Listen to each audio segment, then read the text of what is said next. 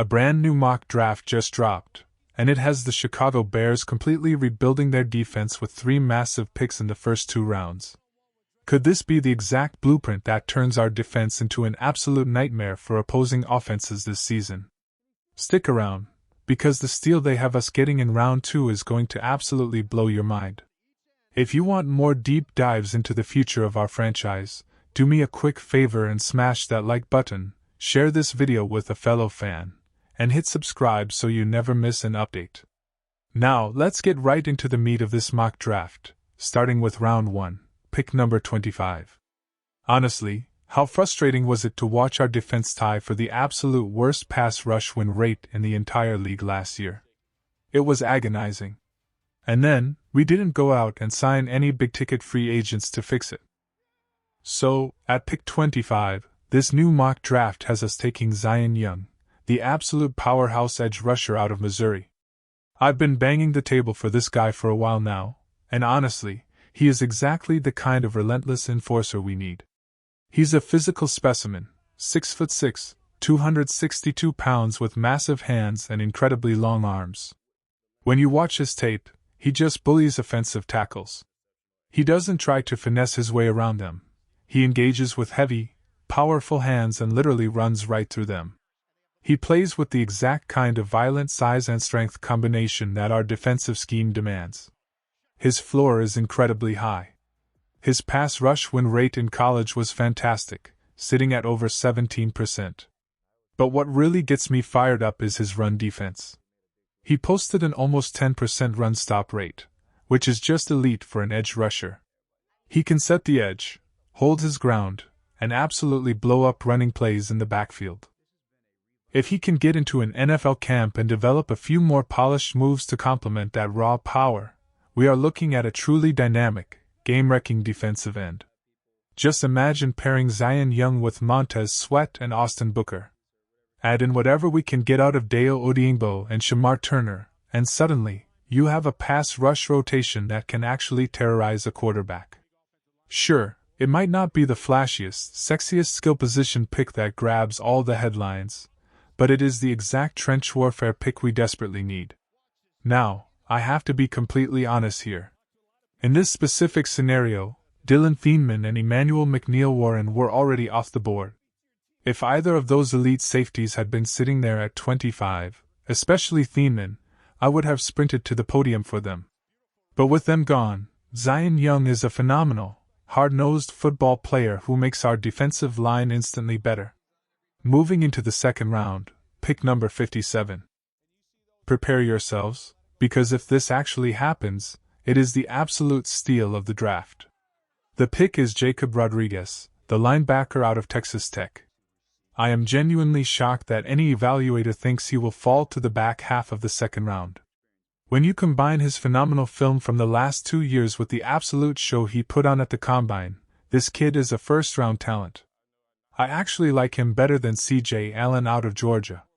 In fact, other than the 2 Ohio State linebackers, Sonny Styles and Arvell Reese, Jacob Rodriguez is the best linebacker in this entire draft class. So, here is my question of the day for you guys, and I want you to drop your answers down in the comments below right now. If a first-round talent like Rodriguez falls to us at pick 57, do you just take the best player available, or do you draft strictly for positional need? Let me know what you think down in the comments. Because for me, it's an absolute no-brainer. Even though we've invested in the linebacker room, his tape is just too incredible to pass up. He is quite literally always around the football. He reads the quarterback's eyes flawlessly in coverage, he moves laterally like a defensive back, and he rallies to the run with absolute bad intentions. But here is where it gets crazy. Following the release of Tremaine Edmunds, our defense has been laser-focused on getting faster and more disruptive. Rodriguez is the definition of disruptive. He is arguably the best ball disruptor in this entire class. In his final season, he forced an astonishing 7 fumbles and pulled down 4 interceptions. Over the last 2 years combined, 10 forced fumbles and 15 combined interceptions and pass breakups. We led the NFL in takeaways last season with 33, and grabbing a guy who creates chaos like this is exactly how we maintain that identity. We all know how heavily Al Harris emphasizes taking the football away, and Rodriguez fits that aggressive, ball-hawk mentality perfectly. If we can grab him at 57, he is a plug-and-play starter from day one. You line him up alongside Devin Bush, you have DeMarco Jackson as your Sam linebacker, and then you look at TJ Edwards. You try to offload Edwards in a trade for some salary cap relief. You don't cut him for nothing, but if you can get a pick swap and clear cap space while inserting a young, dynamic playmaker like Rodriguez, you do it in a heartbeat. Let's look at the third and final pick in this mock draft. We stay in the second round at pick number 60, and the selection is Treydan Stukes, the defensive back out of Arizona. Now, this is an incredibly fascinating pick. He is a little bit of an older prospect, turning 26 this year, which means he has to come in and be good right out of the gate. But look at the state of our safety room. We completely lost Kevin Byard and Jaquan Brisker in free agency. We essentially have one starting safety right now. Stuks brings an incredibly unique, hybrid skill set that could be a lifesaver for this secondary. Last season, he racked up 28 tackles on designed run plays, proving he isn't afraid to get his hands dirty in the box, and he also produced 4 interceptions in coverage. What really stands out is his physical profile. He is 6'1", ran a blazing 4.33 in the 40-yard dash, and has exceptionally long arms. He is built exactly like the prototypical outside corner that Dennis Allen loves to feature in his defensive schemes. Now, he didn't play a ton of true outside corner in college, primarily lining up at nickel and safety, but with his elite size and speed, you have to wonder if the coaching staff would experiment with him on the boundary. Even if they don't, the versatility is exactly what we need. Worst case scenario. He steps in immediately and starts at safety next to Kobe Bryant. Best case. He becomes the ultimate defensive chess piece. We all know Kyler Gordon is an absolute difference maker at the nickel spot, but he has battled some injuries. When Gordon isn't on the field, Stuks can slide right into that nickel role without missing a beat. You just cannot have enough athletic, versatile defensive backs. Right now, Elijah Hicks and Tariq Stevenson are penciled in as starters, but we all know those depth charts can look very different by September.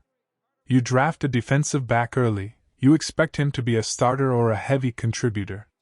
Dennis Allen would absolutely find the perfect role for a modern-day hybrid athlete like Treydan Stukes. So, wrapping this all up, Zion Young to anchor the edge, Jacob Rodriguez as the ultimate steal at linebacker, and Treydan Stukes to bring blazing speed and versatility to a depleted secondary. I have to be completely honest with you guys, I am thrilled with this scenario. The pure value of getting Rodriguez at 57 is just completely off the charts. Young fills our most critical, glaring need with raw power, and Stuks is an elite athlete who can plug multiple holes in our defensive backfield. What is your favorite pick from this mock draft? Are you hyped for the power of Zion Young, the unbelievable value of Jacob Rodriguez, or the versatile speed of Treydan Stukes? Sound off below, and I'll catch you in the next one.